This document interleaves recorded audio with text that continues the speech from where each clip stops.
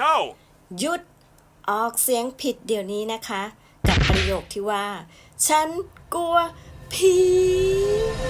มาค่ะ ครูอ้อจะมาให้ทุกคนพูดพร้อมๆกันค่ะ ประโยคนี้ I believe in ghosts ถ้าเปลี่ยนจากฉันเป็นเขาคนนั้น He believes in ghosts การออกเสียงอาจจะยากนิดหนึ่งครูอ้อเป็นกำลังใจให้